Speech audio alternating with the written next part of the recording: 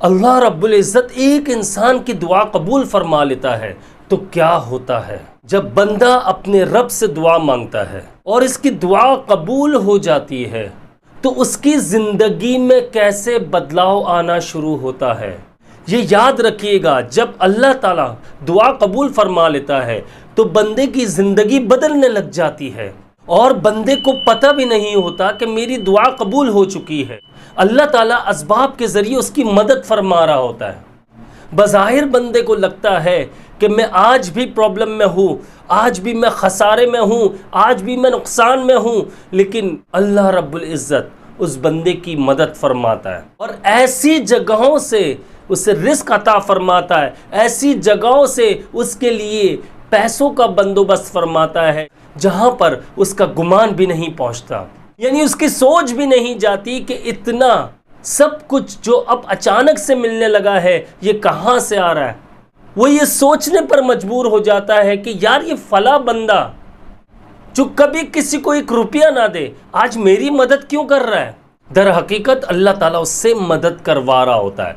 अल्लाह ताला ने जब हमें दुनिया में भेज दिया तो असबाब इख्तियार करने हैं हमने, और अल्लाह ताला उस वक्त तक बंदे की मदद करता है जब तक वो अपने पैरों पे सही खड़ा नहीं हो जाता, और फिर आगे मामलात में भी उसकी मदद होती रहती है। जैसे जैसे वो स्टेप उठाता है उसकी मदद होती रहती है, उसमें उसे आहिस्ता आहिस्ता कामयाबी मिलती है। लेकिन इससे पहले, कामयाबी से पहले हम लोग ये समझना चाहेंगे कि जो बंदा परेशान है और वो दुआ मांगता है अपने रब से, रोता है उसके आगे, गिड़गिड़ाता है, इस्तिग़फ़ार करता है, तौबा करता है, तहज्जुद अदा करता है, तो उस वक्त से लेकर जब दुआ कबूल हो जाती है उस वक्त से लेकर और उसके जब तरक्की करने के मराहिल आने वाले होते उस वक्त तक अल्लाह किस तरह असबाब के ज़रिए उस बंदे की मदद करता है, यानी अल्लाह पाक कैसे असबाब बना देता है।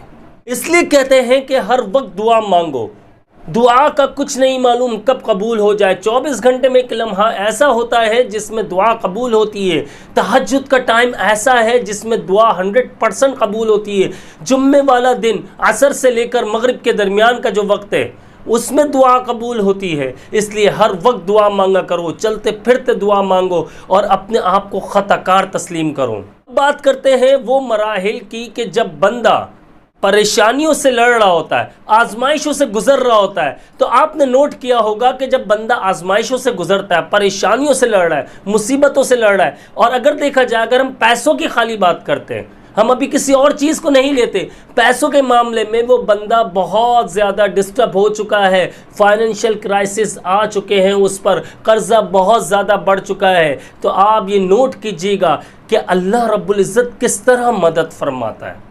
बाज़ औक़ात लोगों के 2-2 महीने के, 3-3 महीने के घर के यूटिलिटी बिल, इलेक्ट्रिक बिल जो होते हैं उनकी बात कर रहा हूँ, घर का रेंट है, स्कूल फीस है, ये पूरी तरह से उनके सर पर एक बर्डन बन जाता है और ये सब उन्हें पे करने होते हैं। 2-3 महीने गुजर जाते हैं, हर जगह से नोटिस आना शुरू हो जाता है। जब बंदा परेशान हो जाता है, हद से ज़्यादा परेशान होता है, फिर वो अल्लाह के सामने रोता है, गिड़गिड़ाता है, अल्लाह से मदद तलब करता है, फिर कुदरत मदद करती है।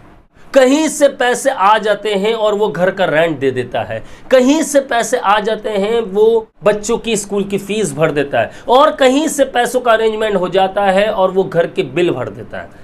आपने कभी ये चीज़ नोट की है? आप कितने ही फंसे हुए हो, लेकिन अल्लाह पाक आपकी मदद ज़रूर करता है। आप जिस वक्त सच्चे दिल से मांगना शुरू करते हो, रोना शुरू करते हो, तो कुछ ही टाइम में, कुछ ही देर में और कुछ ही दिनों में अल्लाह की मदद आना शुरू हो जाती है।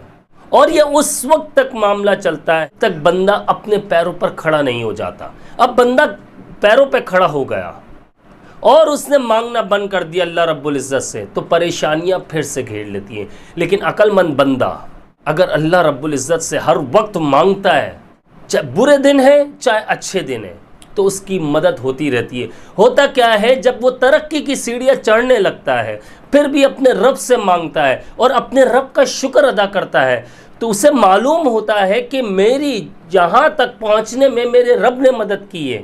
जब मैं ऐसे हालात में था कि मेरे पास खाने तक के पैसे नहीं थे, मैं बुरी तरह से टूट चुका था, मेरे अल्लाह ने असबाब पैदा किए और मेरी मदद की गई, चाहे वो किसी ने भी मदद की हो, लेकिन अल्लाह पाक ने उसके दिल में डाल दिया तो मेरी मदद हो गई। तो वो अपने अच्छे दिनों में भी अल्लाह रब्बुल इज़्ज़त से मदद मांगता रहता है। होता क्या है कि वो जब पहला कदम रखता है तब भी अल्लाह का शुक्र अदा करता है और दुआएं मांगता है, दूसरा कदम रखता है, यानी सक्सेस की सीढ़ियों की बात हो रही है, तो वो हर कदम पर अल्लाह रब्बुल इज़्ज़त से मदद मांगता है और शुक्र अदा करता है। इसलिए तो कहते हैं कि ये दुआ ज़रूर मांगा करो, अल्लाहुम्मा अइन्नी अला ज़िक्रिका व शुक्रिका व हुस्न इबादतिक। ये बहुत ही अच्छी दुआ है, आपको रिपीट कर देता हूँ, आप लोग सुन लीजिए, दोबारा मेरे साथ रिपीट कीजिए, इंशाअल्लाह ज़रूर याद हो जाएगी। अल्लाहुम्मा अइन्नी अला ज़िक्रिका व शुक्रिका व हुस्न इबादतिक। और यकीन मानिए, अब मैं आप लोगों को सच बात बताऊं, जो लोग हर तरफ से फंस चुके हैं, इसके ऊपर कल भी मैंने वीडियो बनाई, परसों भी वीडियो बनाई, और आज इस टॉपिक पर वीडियो बना रहा हूं कि जब बंदा मुसीबत और परेशानियों में फंसा हुआ होता है तो कुदरत कैसे मदद करती है, अल्लाह ताला कैसे असबाब पैदा कर देता है उस बंदे के लिए, और फिर वो आजमाइशों से निकल जाता है, फिर भी अपने रब को याद करता है, तो तरक्की उसका इंतज़ार कर रही होती है, सक्सेस के लिए वो रेडी हो चुका होता है। आजमाइश आए, घबराओ मत, अल्लाह के सामने रोना शुरू कर दो, अल्लाह के सामने सजदा करो, हर काम में अल्लाह से मदद मांगो। बहुत से लोग ऐसे हैं जो ज़रा सी टेंशन आ जाए या घबराहट हो जाए या किसी मामले में फंस जाए, वो अल्लाह रब्बुल इज़्ज़त के सामने सर नहीं झुकाते, वो दुनिया के सामने झुक जाते। फिर होता क्या है कि उनकी आजमाइशें उनके मरते दम तक साथ रहती है।